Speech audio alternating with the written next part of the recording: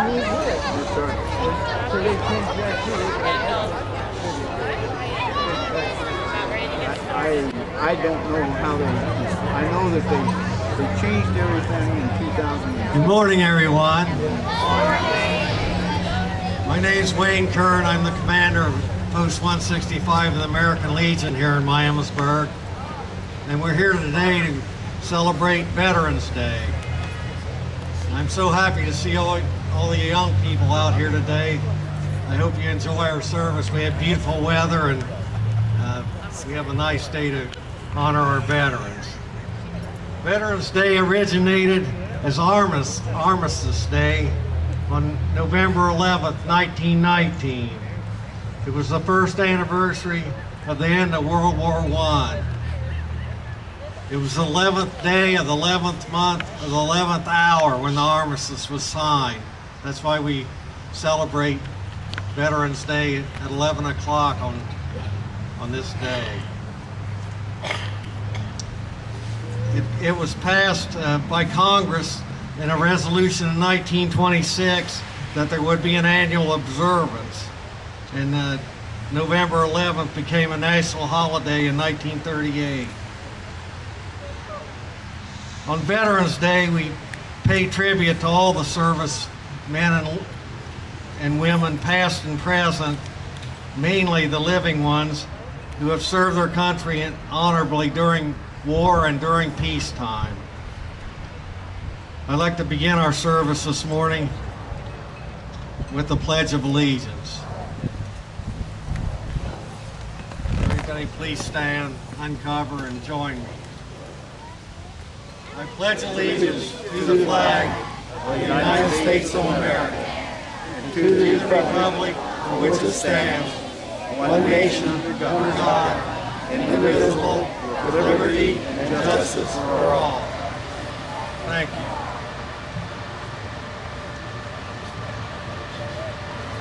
I'd now like to ask our chaplain of the Honor Guard, Don Lacey, to offer an invocation.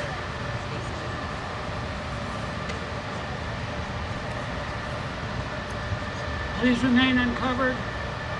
In your own way, join me in this prayer. Our God and Supreme Commander of all our veterans, I ask that you bless each person who came here today to recognize and to thank our veterans for their service. Guide the new leaders of this great country and those that return to office. Help them make the right decisions for our military, our veterans, and the citizens of these United States. We ask for your presence and your blessing upon this program today as we acknowledge every veteran who served in our armed forces. From the Revolutionary War through today's war in the Middle East, we have had women and men serve in our armed forces. Bless each one. Be near to them as they remember their experiences during the time that they served. There are many of our soldiers, Marines, sailors, and airmen who have served in one of our wars and was wounded. Be with them and help them in their healing. Help their loved ones, their caregivers, to be patient and to know how to aid in their loved ones' healing process. We ask you to bless and care for the soldiers who are at this moment serving in a foreign country. Keep them in your love as they fulfill their missions, protecting our country and our children. Quiet the fears of their families who await their loved ones' return. Bless all those who gather and will gather today at the 11th hour on this 11th day of November, as they honor our veterans. This is our prayer. Amen. You may cover.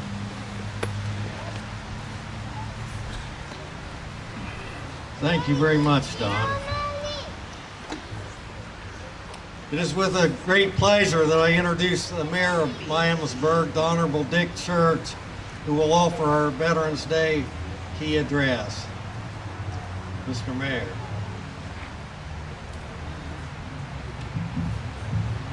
Before I begin, there are a few people I would like to acknowledge that are in the audience. We thank all of you for being here to honor our veterans today. I do want to give special shout outs to the Miami Valley Communications Council. Liberty Lord is on the camera. You'll be able to watch this on cable channel 5 throughout the year. I do also want to thank Kinder School also for being here.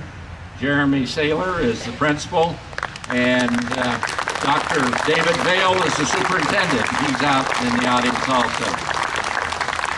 Nice to have you here.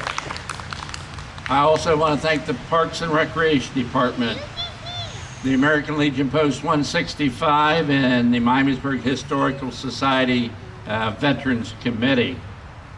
We have several city council people here today. You might have to help me out, guys, but Vice Mayor Mike McCabe, I saw. Councilwoman Sarah Clark, Councilwoman Michelle Collins, Councilman Tom Nicholas, and Councilman John Stalder. Did I miss anybody?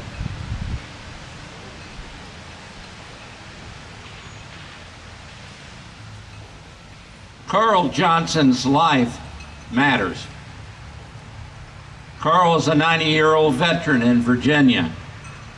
Carl was the last Tuskegee Airman to graduate from the famed school that produced so many heroic African-American aviators. According to a recent article in the Washington Post, the United States Army issued Carl a train ticket for a Pullman sleeping car so that he could get from Texas to Alabama for his military training in 1946. Carl recalled being told by the station manager that he and his fellow black soldiers were not allowed to use the Pullman. "You have to go to coach," they were ordered. Now threatened with jail if they resisted, these soldiers rode for 24 hours and they were also denied the use of the train's dining car as well. Despite the dishonors, Carl would continue to treat his country better than many of his fellow citizens treated him. Carl would extend his military service for another 3 decades.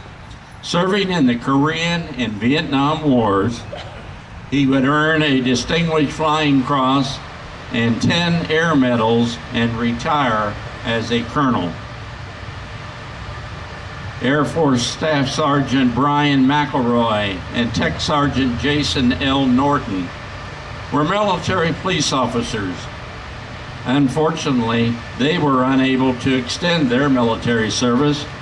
Their lives were tragically taken. Both were assigned to the 3rd Security Forces Squadron, Elmendorf Air Force Base, Alaska. Sergeants McElroy and Norton made the supreme sacrifice when their vehicle struck an IED while on patrol in Iraq on January the 22nd, 2006. Brian always made us laugh, and he always knew when to jump into a conversation to make us laugh even more. He was a family man and really enjoyed talking to his wife and his kids. His mother gave him a gold cross that he always wore around his neck to remind him to never lose his faith, Staff Sergeant Richard Clary said during the memorial service. He was the best father in the world, and I said that before anything happened, Christina Norton said of her husband, Jason. The 2 fallen veterans share the same coffin and headstone because their remains were intermingled from the blast and unidentifiable, according to Arlington Cemetery spokeswoman. But their character is easy to identify.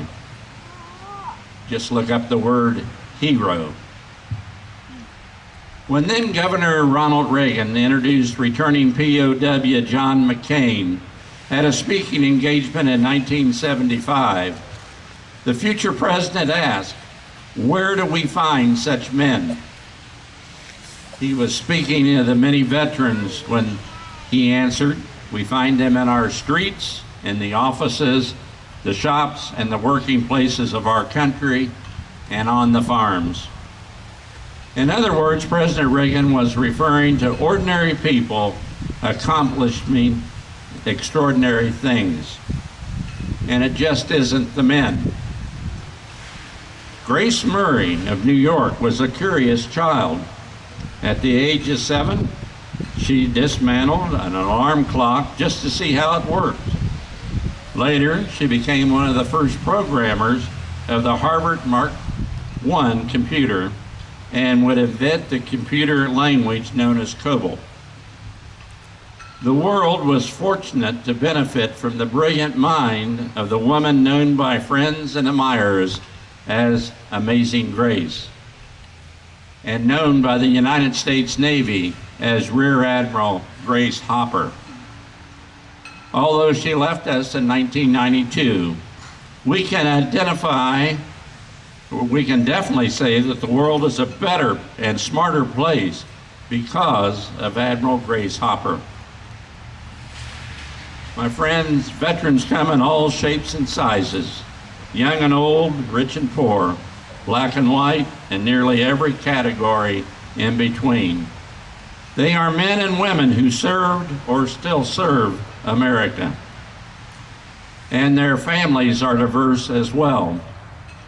We need to remember the wives who briefly but anxiously dreaded every doorbell or telephone call as their husbands witnessed unspeakable horrors while fighting in hard-to-pronounce villages that most Americans can never find on a map. We need to remember the modern military families who deal with frequent address changes, interrupted unemployment by spouses, and an unequal sharing of parental responsibilities. For what they do for us, military families should also be honored on Veterans Day. While their numbers are decreasing, too many veterans are still homeless. As recently as 2014, an estimated 50,000 veterans were identified as homeless in communities around the nation. This is roughly the population of Galveston, Texas.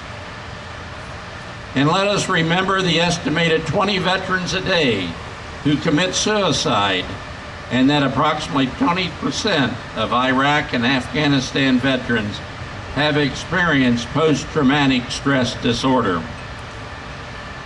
Veterans still face long wait times to use many VA facilities, and the care, while often good, still needs to be worthy of the veterans who served this great nation. We should regularly remind employers that veterans have been tested under pressure, have completed unique training, and have displayed the leadership qualities that would benefit almost any organization. Hiring veterans is not just a way to show gratitude, it is simply smart business. Veterans Day is important, but Veterans Day is an important but symbolic way of saying thanks. We should insist that our elected officials produce meaningful laws and public policies that will enhance the quality of life for our veterans and their families. The American Legion and the VFW, they are dedicated to remembering the legacy of all